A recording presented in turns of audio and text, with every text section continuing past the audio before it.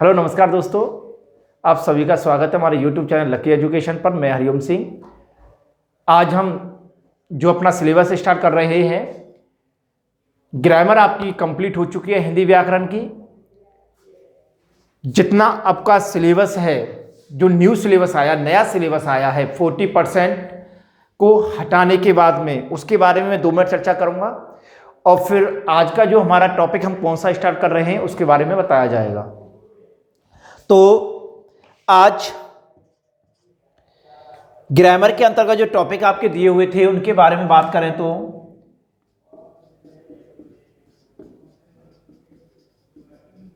उसमें आपके 4 टॉपिक लगे हुए हैं ग्रामर में, जिसमें पहला टॉपिक था आपका समास, सेकंड वाक्य शुद्धि,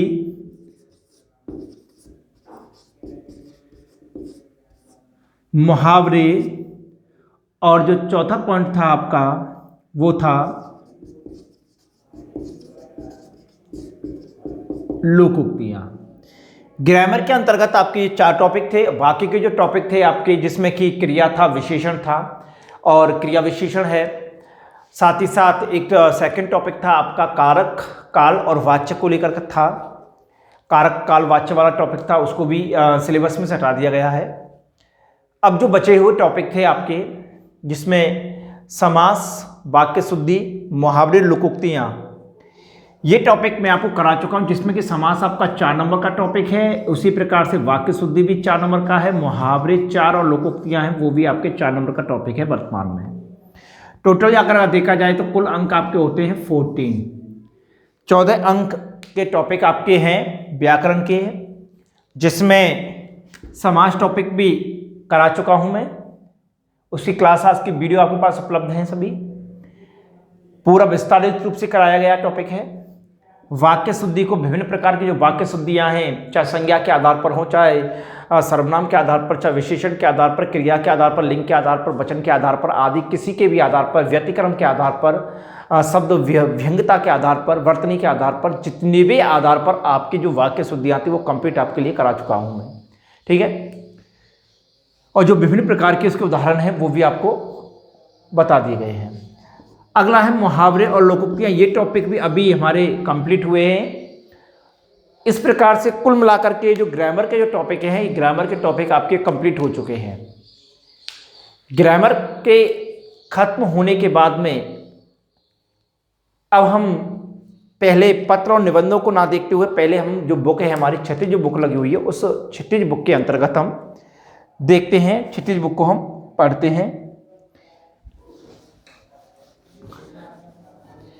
क्षितिज बुक में पहले जो क्लासें थी, जो पहले जो आपके लिए क्लासेस लगी हुई थी, मैंने क्लास ली थी, उसमें वीडियोस जो डाली गई थी उसमें चर्चा करें तो क्षितिज बुक है आपकी, क्षितिज जो बुक है आपकी, उसमें गद और पदखंड के अंतर्गत, गदखंड पदखंड में आपको पहला चैप्टर था जो सूरदास, दूसरा था आपका जो चैप्टर तुलसीदास, थर्ड था आपका सेनापति और फोर्थ जो चैप्टर था आपका देव। ये 4 चैप्टर का वीडियोस में आपको डाल चुका था, बता चुका था, क्लास हो चुकी थी। लेकिन ये सिलेबस आने से पहले 4 चैप्टर आपके लिए करा दिए गए थे, जिसमें कि अब जो सिलेबस आया उस सिलेबस में से आपका सेनापति और देव वाले जो चैप्टर जो मेरे द्वारा कराए गए हैं वो चैप्टर आपके सिलेबस में नहीं है। अब 10th क्लास में आपकी जो सिलेबस है सूरदास और तुलसीदास जिनको मैंने कराया है, वो चैप्टर आपके जो के तो हैं अभी सिलेबस में, लेकिन सेनापति और देव वाला चैप्टर आपके सिलेबस में अब नहीं है।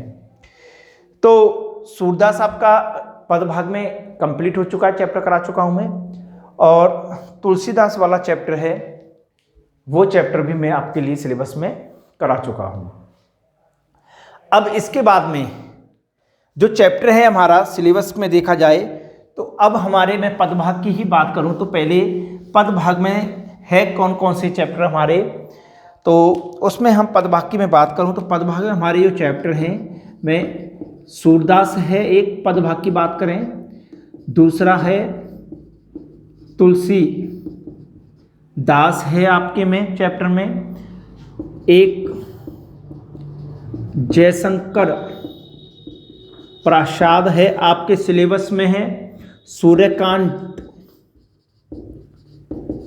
त्रिपाठी निराला आपके सिलेबस में है, और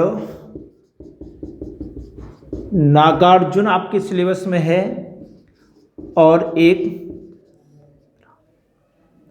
सुभद्रा कुमारी चौहान आपके सिलेबस में है। कुल मिला के ये 6 चैप्टर आपके सिलेबस में है इस समय पदभाग के अंतर्गत, ठीक है, जिसमें से सूरदास और तुलसीदास आपकी ये कंप्लीट हो चुके हैं, ठीक है, सूरदास और तुलसीदास आपके कंप्लीट हो चुके हैं। अब जो चैप्टर पढ़ेंगे हम वो चैप्टर है आपका कौन सा, जयशंकर प्रसाद। छायावादी कवि हैं जयशंकर प्रसाद, और इस चैप्टर को हम पढ़ेंगे। उससे पहले हम चैप्टर को पढ़ने से पहले जो हमारे सिलेबस में है कवि परिचय, तो उस कवि परिचय जयशंकर प्रसाद के कवि परिचय के बारे में देखेंगे। तो जयशंकर प्रसाद का जो चैप्टर है वो है प्रभु। कौन सा चैप्टर, प्रभु।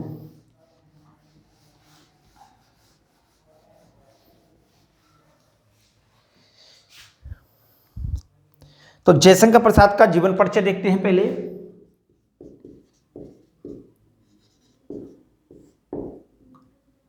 जयशंकर प्रसाद जीवन परिचय।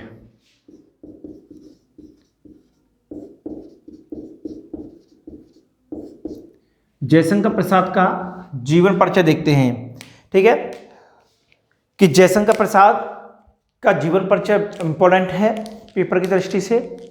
तो उससे संबंधित जो विशेष बातें हैं उन विशेष बातों को मैं यहाँ पे नोट कराता चला जाऊंगा, आप उनको लिखते हुए चले जाओगे कि जयशंकर प्रसाद के बारे में कौन कौन सी बातें इंपॉर्टेंट हैं।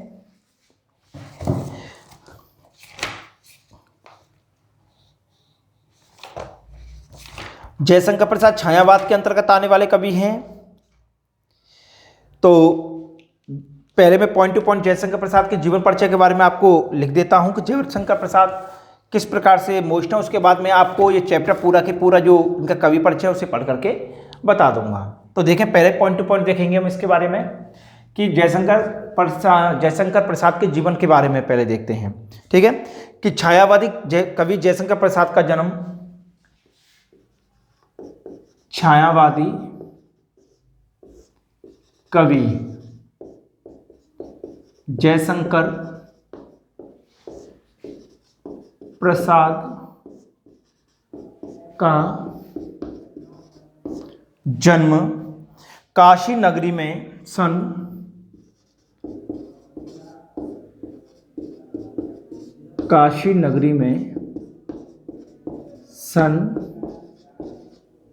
1889 को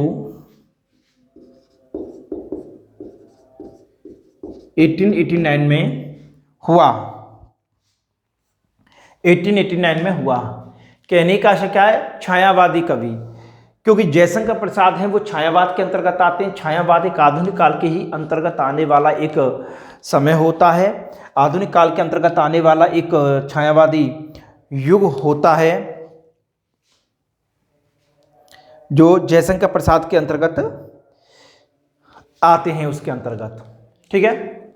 छायावाद के अंतर्गत आपके 4 कवि आते हैं। अगर सामान्य सी बात करें हम तो छायावाद के अंतर्गत ज़्यादातर आपके 4 वाले कवि आते हैं, जिसमें कि एक होता है आपका जयशंकर प्रसाद हो गए, जयशंकर प्रसाद हो गए। दूसरे हैं आपके सूर्यकांत त्रिपाठी निराला हो जाते हैं।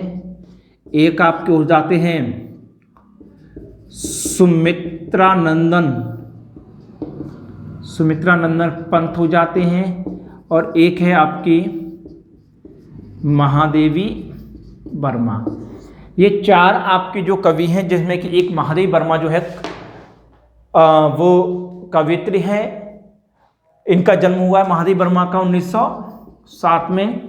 यहाँ जो पढ़ रहे जयशंकर प्रसाद का 1889 है, ठीक है ना। तो इस तरह से इनका 1936 में सुमित्रानंद पंत।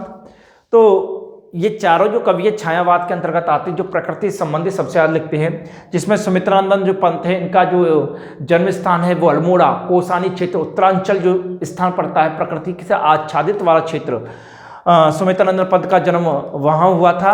छायावाद के अंतर्गत आते हैं, कई प्रकार के पुरस्कार भी इनको मिल चुके हैं और प्रकृति के सुकुमार कवि कहा जाता है इनको। विशेष बात, प्रकृति का सुकुमार कवि कहा जाता है। प्रकृति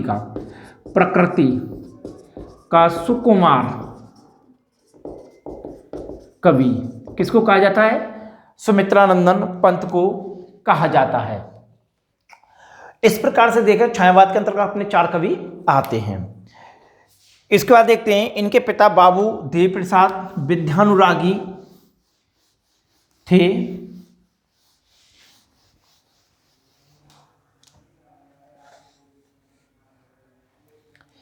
इनके पिता बाबू देवी प्रसाद, देखें सेकंड पॉइंट, इनके पिता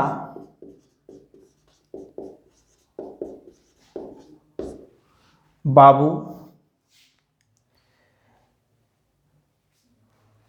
देवी प्रसाद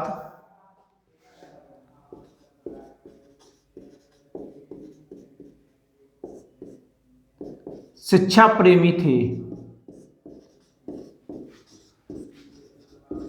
शिक्षा प्रेमी थे जिन्हें लोग सुगनी साहू कहकर पुकारते थे। जिन्हें लोग सुगनी साहू कहकर पुकारते थे। जिन्हें लोग क्या कहकर पुकारते थे? सुगनी साहू कहकर के लोग उन्हें क्या करते थे? पुकारते थे या उनसे सुगनी साहू कहा करते थे जो लोग थे। अर्थात जयशंकर प्रसाद के जो पिताजी थे वो बाबू देवी प्रसाद विद्यानुरागी थे, जिनको लोग सुगनी साहू कह करके बुलाते थे। आगे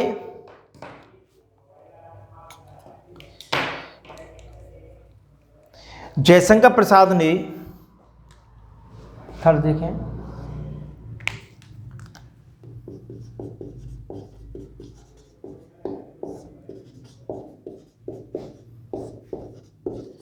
जयशंकर प्रसाद ने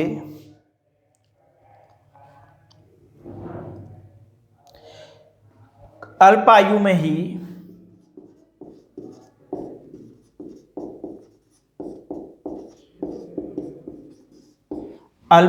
में ही संस्कृत, हिंदी,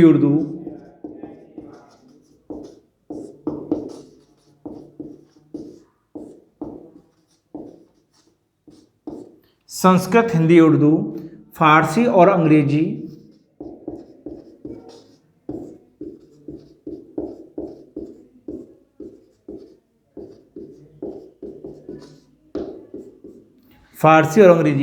का अच्छा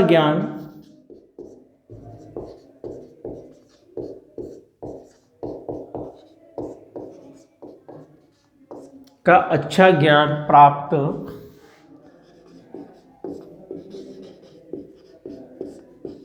कर लिया था। अर्थात शिक्षा के क्षेत्र में ज़्यादा ही इनका लगाव था, तो उन्होंने कई प्रकार की जो भाषाएं हैं वो भाषाएं सीखी थी। भाषाएं सीखने के साथ साथ में इन्होंने कई प्रकार के और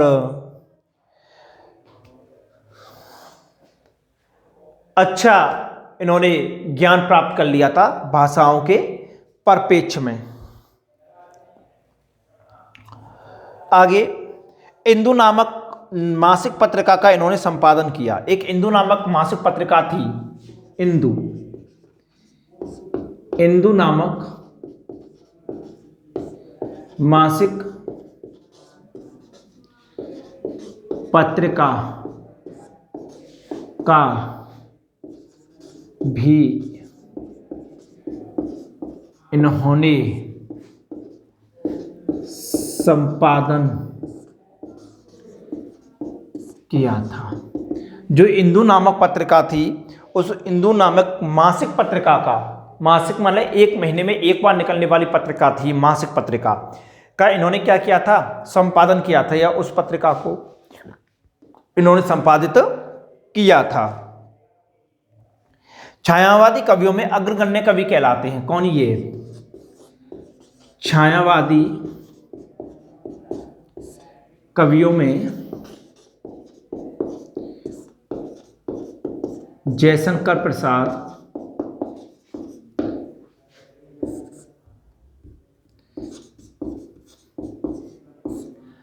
अग्रगण्य कवि कहलाते हैं। छायावादी कवियों में जो जयशंकर प्रसाद हैं, वो जयशंकर प्रसाद सबसे मुख्य कवि या अग्रगण्य कवि कहलाते हैं छायावाद के अंतर्गत। छायावादी कवियों में कामायनी इनका श्रेष्ठ महाकाव्य है, जयशंकर प्रसाद का। जयशंकर प्रसाद का कामायनी महाकाव्य एक श्रेष्ठ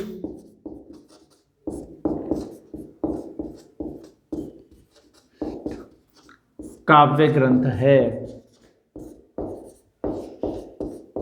एक श्रेष्ठ काव्य ग्रंथ है जिसकी तुलना संसार के श्रेष्ठ काव्यों से की जाती है, जिसकी तुलना संसार के श्रेष्ठ काव्यों से की जाती है, जिसकी जो तुलना है वो तुलना जो है संसार के जो महानतम और श्रेष्ठ काव्य ग्रंथ हैं उन श्रेष्ठ काव्य ग्रंथों से इसकी क्या की जाती है? तुलना की जाती है। किसकी? कामायनी की। जयशंकर प्रसाद ने ब्रजभाषा और खड़ी बोली दोनों का प्रयोग किया है। इन्होंने ब्रजभाषा व खड़ी बोली ब्रजभाषा व खड़ी बोली दोनों का ही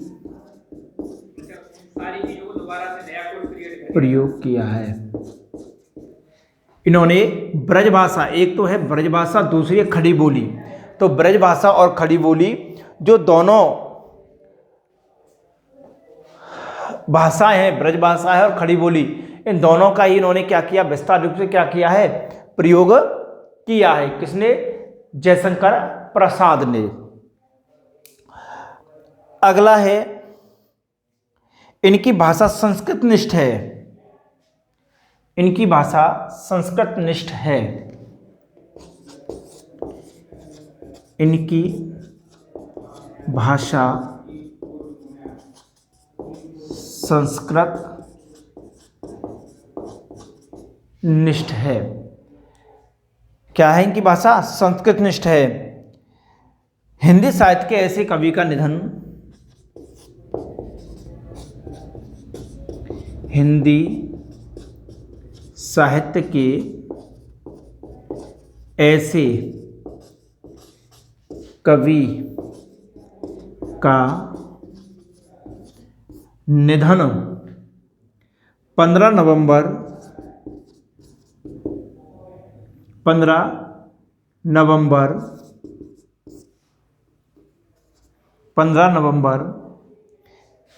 1937 ईस्वी में हुआ था। अब अगर इनकी प्रमुख रचनाओं के बारे में बताओ, तो यहाँ तक आपने राइट कर लिया होगा इसको। अगर इनकी प्रमुख रचनाओं के बारे में बात करें कि प्रमुख रचनाएं कौन कौन सी हैं इनकी, तो कवि जयशंकर प्रसाद एक महत्वपूर्ण कवि के अंतर्गत आते हैं। तो इनकी रचनाएं भी बहुत ही महत्वपूर्ण होती हैं।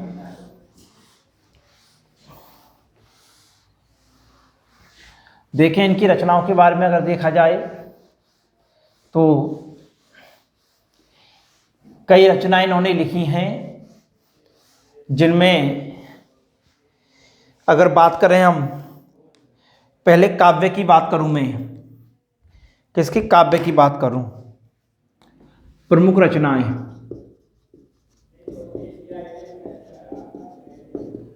प्रमुख इनकी रचनाएं हैं। तो प्रमुख रचनाओं की अगर मैं बात करूं तो पहले काव्य को लेकर बात करूं, काव्य के अंतर्गत इनकी प्रमुख रचनाएं जो हैं, आंसू लहर झरना, आंसू लहर झरना, कामायनी, कामायनी, प्रेम पथिक चित्राधार, प्रेम पथिक चित्राधार। काव्य नाटक की बात की जाए तो ध्रुव सामनी,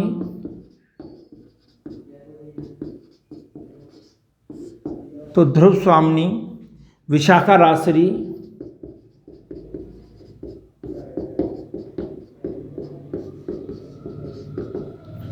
रासरी, अजाशत्रु,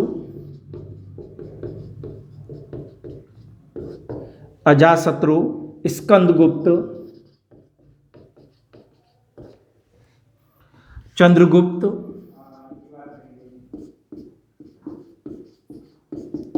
एक घूंट आदि इनकी नाटक हैं प्रिय। उपन्यास की बात की जाए तो इनके जो प्रमुख उपन्यास हैं, कंकाल, तितली, इरावती, कंकाल, तितली, इरावती जो अपूर्ण है। इरावती क्या है इनका? अपूर्ण उपन्यास है। तो कंकाल, तितली और इरावती इनके अपूर्ण उपन्यास हैं। और कहानी, कहानी की बात की जाए तो आकाशदीप, आकाशदीप, प्रतिध्वनि, आकाशदीप, प्रतिध्वनि, पुरस्कार, गुंडा,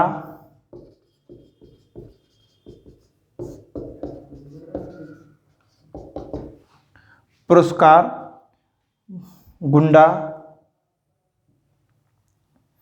आंधी छाया, इंद्रजाल, आंधी छाया, इंद्रजाल प्रमुख हैं। और अगर निबंध की बात की जाए तो निबंध के अंतर्गत काव्य कला, काव्य कला तथा अन्य निबंध,